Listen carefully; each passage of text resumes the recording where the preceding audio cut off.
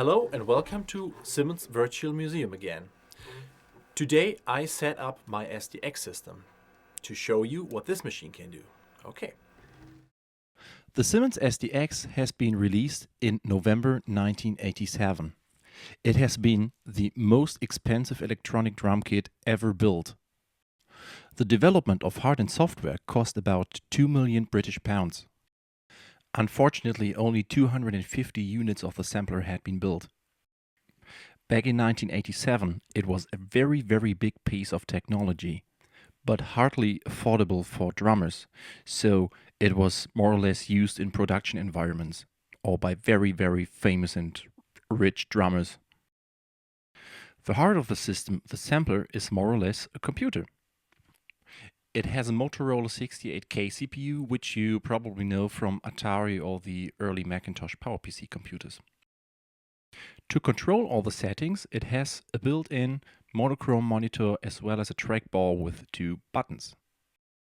The kits and patches can be stored on the floppy disk or on the optional internal SCSI drive.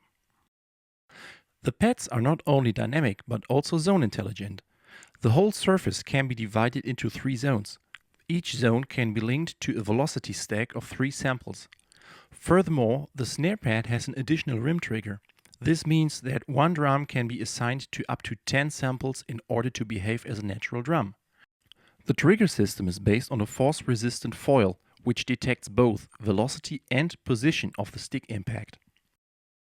The pads can be mounted using standard Pearl tom arms.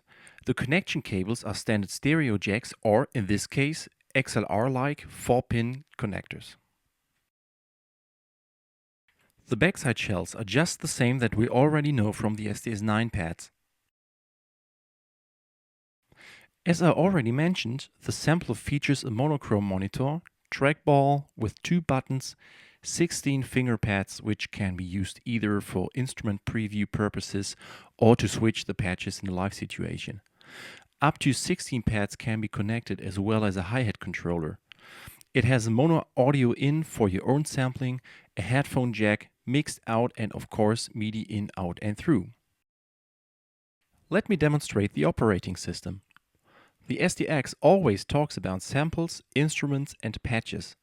An instrument might be a snare, where a couple of samples are assigned to the different zones and velocity stages.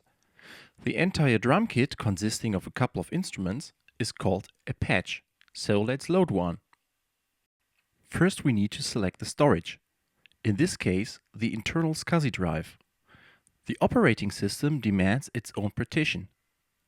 Another 2 partitions are reserved in order to store the samples, instruments and patches.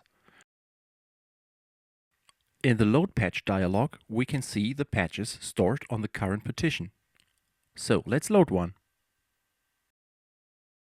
By the way, you may load as many patches as you like as long as there is enough memory left. 8 MB of memory is not that much if you think about 16 connected pads with up to 10 samples assigned. 8 MB of RAM is only enough for 90 seconds of high-resolution mono sampling. So you'd better be thrifty. Let's take a look at the patch configuration.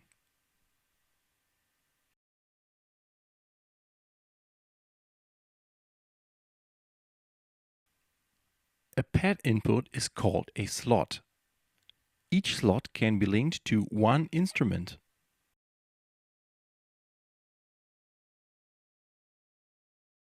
The SDX has only 16 voices at a time, but you have the opportunity to assign these voice slots individually to the drums.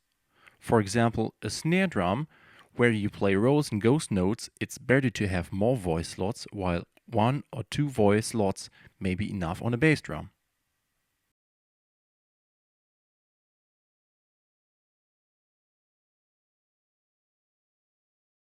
Let's open a slot editor. In the patch instrument assigning window, you can assign instruments to the selected slot, edit these instruments, and work on analog filters and parameters. In the instrument editor, you can manage your velocity stacks as well as your pad zones. The editor looks just like a matrix. Each velocity stack has 3 stages. In this window, represented by the top, middle and bottom row. Each stage can be linked to 3 different samples, one for each pad zone. And all the samples can be tuned and the volume can be individually adjusted.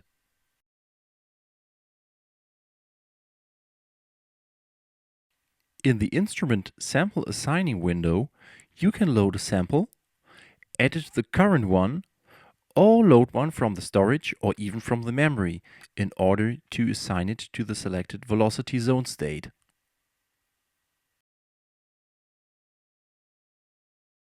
Finally, you can continuously justify the threshold of the 3 ranges within the velocity stack, just by moving them with the mouse pointer.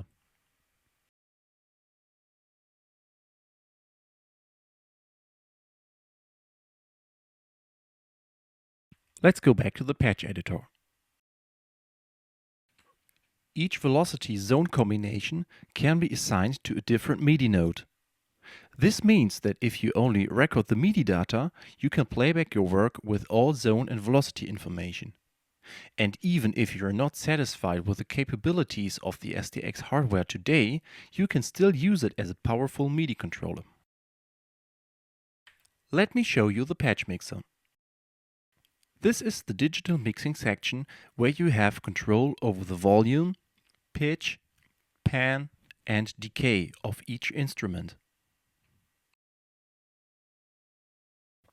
The mixer settings can be stored individually for each patch.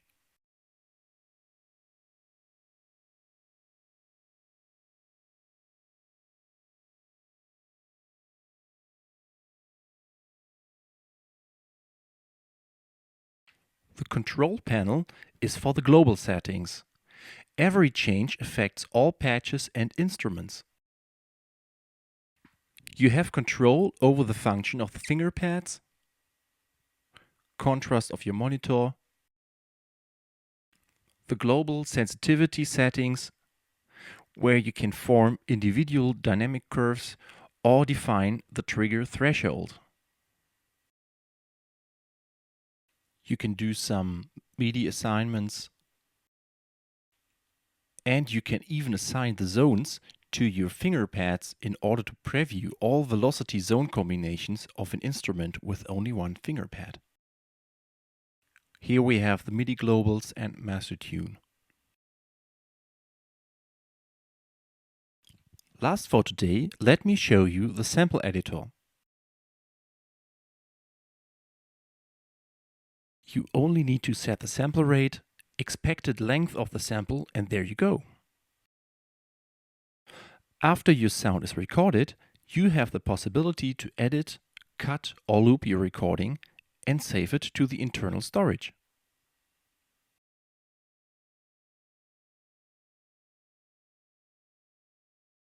That's it for today. Thanks for watching and hope to see you next time. Bye bye.